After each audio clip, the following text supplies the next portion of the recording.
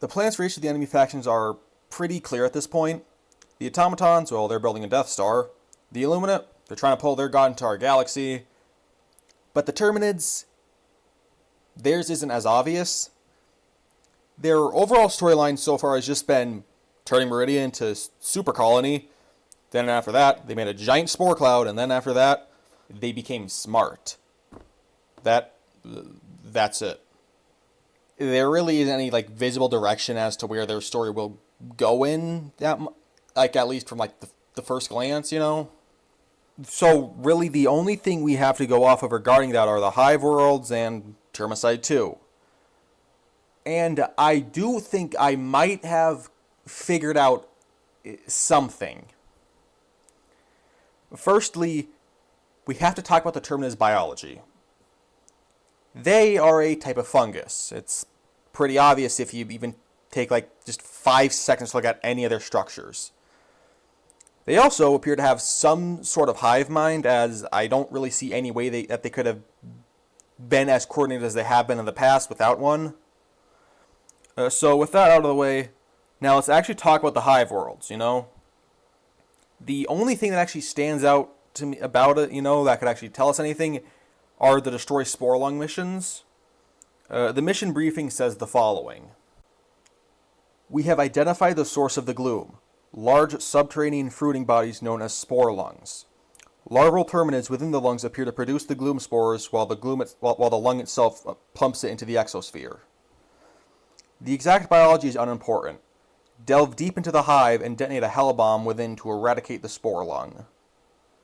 So a fruiting body is defined as being the part of a fungus that hosts the spore-producing parts, you know. It's basically the visible part of it. But what's important is that this is unlike any other terminid structure. It's completely unique. All the other ones are comprised of basically just pretty much just earth mixed with like the bug gunk. But the spore lung is a fungus, like the other terminids. Furthermore, when you listen to its audio, you can hear what sounds like a heartbeat in the background. It's kind of faint, but it is there.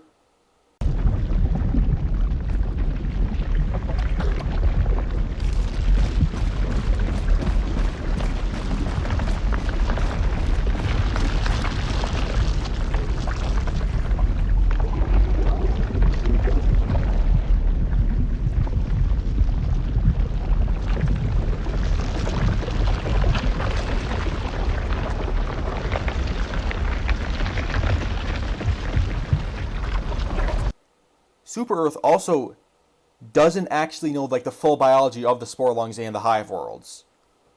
So this all leads me to the main point of this video.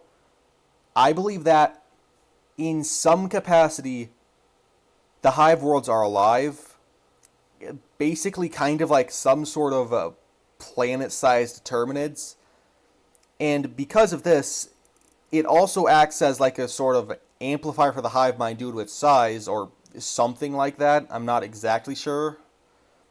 Now, the biggest hole in this is the fact that the Terminids didn't gain their intelligence boost until a while after we took the first hive world. You know, specifically it was during Cyberstan. My answer to this is that the hive worlds we've dove on aren't fully formed yet. You know, there's still a ton of transformed space on them. You know, like sand dunes and stuff like that.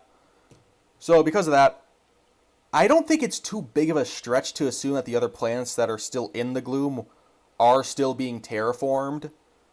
And, you know, the planet-sized life form only finished fully developing, or was only developed enough to impact their intelligence, again, at some point around Cyberstan.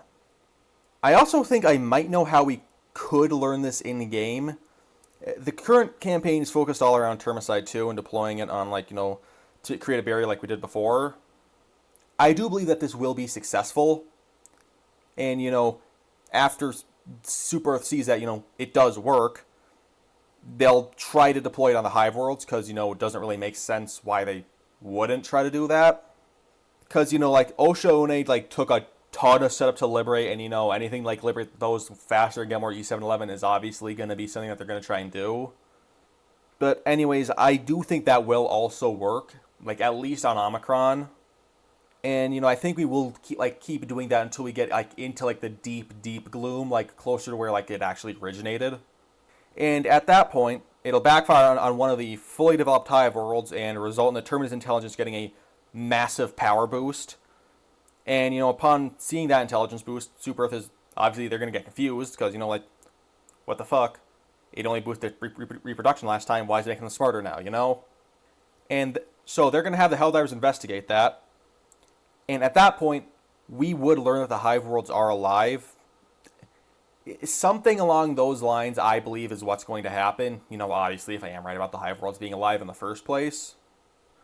But yeah, that's my theory. It's kind of messy, but I am doing my best with like just what little information we have regarding the hive worlds and just in general.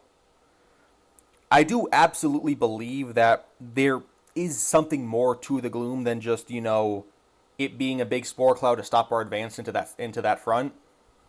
I do absolutely believe there is something more to the gloom than just being a giant spore cloud to stop our advance into that one front. More, even if I am wrong, after all, basically the entirety of the Terminus storyline does revolve around it, along with the Hive world, and I doubt that they're really just infested planets. There has to be something more to them because again, doesn't really make sense that they just be like, oh, the big infested planets. It's kind of underwhelming. And but what does this tell us about the faction's current plan? The kind of thing that I started the video with. Not much, honestly. But I just have a feeling that the Terminids before this, they just didn't have a plan at all. And now that they're smarter, they're gonna try and maybe make one. It's hard to tell. But yeah, that's the video. So I don't know, subscribe or something.